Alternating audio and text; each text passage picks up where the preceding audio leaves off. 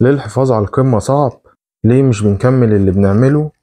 تظهر بالأمر حتى تتقنه. كدبة. ده بريف كتاب الغرور هو العدو لراين هوليداي. انت دلوقتي في واضح من الثلاثة دول، يا اما انت عندك طموح فبتسعى تحققه، او انت ناجح فبتحاول تحافظ على نجاحك، او انت كنت بتجرب في حاجة وفشلت. بس على اي وضع من دول ما تنساش ان الغرور هو العدو. مرحلة الطموح بنبقى عايزين نحقق حاجة، بتخطط وبتروح وبتيجي وبتتعب، بس عندي ليك خبر: المعظم بيفشل. راين بيقول ما تتوقعش ان في بدايه طريقك الناس تشوفك مميز، الناس هتشوفك عادي جدا. إيه اللي هيقولك انت مش بتفهم على شويه ايه اللي بتعمله مختلف. راين بيقول وقتها بنبقى عايزين نمجد نفسنا وان ازاي الناس تعاملنا كده، وبنحكي قصص غير واقعيه عن ازاي احنا احسن من التانيين واننا عندنا حلول لكل المشاكل. دي علامات الغرور اللي علاجه التواضع ومعيشه الواقع. في وسط التقليل ده من الناس بيبقى عندنا رغبه ملحه اننا نتكلم ونحكي ونقول اللي بنعمله، وطبعا بننقي اللي بنحكيه، خصوصا في وقت السوشيال ميديا ان اي حد ممكن يشوفك، فبننقي الكلام اللي بيظهرنا في الصوره المثاليه. محدش بيحكي عن موقف كان غلطان فيه او موقف كان شكله فيه وحش الا ممكن لو في صيغه نكته عشان نضحك، اللي هو برضه بيصب في غرورنا. احنا بنحب نتكلم عن اللي عايزين نحققه عشان نحس بالفخر في نظره الناس. بس في مشكله في الكلام، ان بعد فتره من الكلام بنحس بالانجاز، وده بيحسسنا اننا قربنا نوصل واحنا لسه في بدايه الطريق، وده بيخلينا نستسلم لما نلاقي الموضوع معقد. استعينوا على قضاء حوائجكم بالكتمان. مش كلامنا احنا بس اللي فيه مشكله، حتى كلام الناس علينا بالايجاب. بنبدا نتغر، ومع الوقت بنستنى مدح الناس وبنخلي ثنائهم البنزين بتاعنا اللي من غيره هنبقى محبطين. مش بقول لك ان مدح الناس وحش تمام، بس خليه بالنسبه لك ملوش اثر. انت كده كده هتمشي ورا اللي عايز تحققه بغض النظر الناس بتسقف لك في طريقك ولا لا.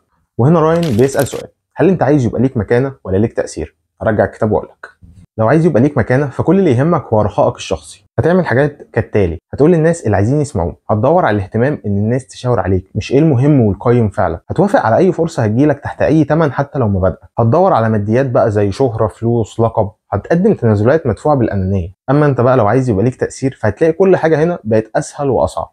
هقول لك: اسهل بمعنى انك هتكون عارف ايه اللي المفروض تعمله وايه المهم فعلا، وهتستبعد البدائل التانية وهتكون عارف انها مجرد مشتتات. واسهل كمان انك هتكون عارف انك مش لازم تتنازل عن مبادئك. الصعب بقى ان مع كل فرصه هتتفتح قدامك لازم تقيمها حسب قواعد معينه، ومش هتوافق على اي حاجه وخلاص، لا هتشوف مدى توافقها مع دينك وقدراتك وحياتك والتاثير اللي انت عايز توصل له في النهايه. تخيل معايا السيناريو ده: احمد مدير تنفيذي شاطر جدا ومسك شركه وصل قيمتها من مليون لمليار في وقت قياسي.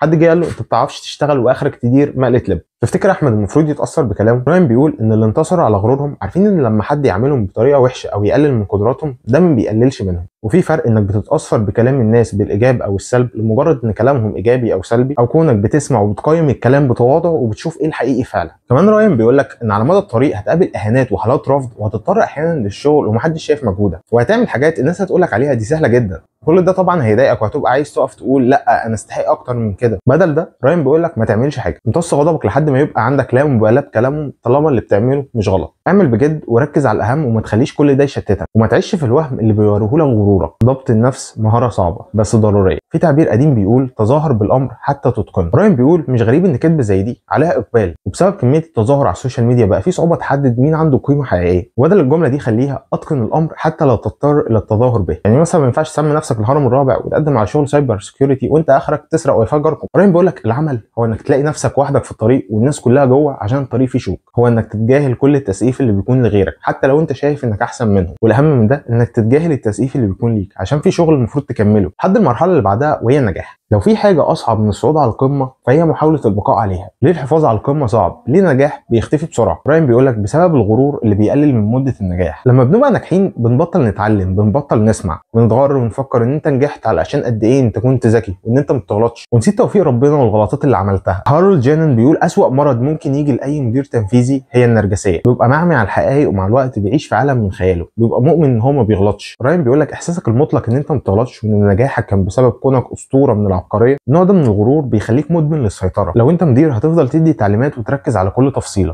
وتركز على الحاجات الثانويه وهتنسى الصوره الكبيره اللي المفروض تركز عليها كمدير. هتحب الناس اللي بتوافقك الراي لمجرد ان هم شايفينك صح بغض النظر هم على حق ولا بيطبلوا. في الختام النجاح هو مش مجرد لحظه مجد، لكنه رحله مستمره من التعلم والتطور، واللي بيميز الناجح الحقيقي هو القدره على مواجهه لحظات الفشل والتواضع الكافي عشان يتعلم منه. لو انت ناجح فاسال نفسك هل انت فعلا بتحدث اثر ولا انت مجرد واقف قدام مرايه بتشوف قد ايه انت شخص جامد؟ ولو فشلت هل هترجع تتعلم وتكمل ولا هتقعد تلوم وتقول هم اللي ما بيفهموش وتخلي غرورك يعميك؟ بس في اي حاله ما تنساش ان الغرور هو العدو. لو عجبك الفيديو ما تنساش تدعس لايك.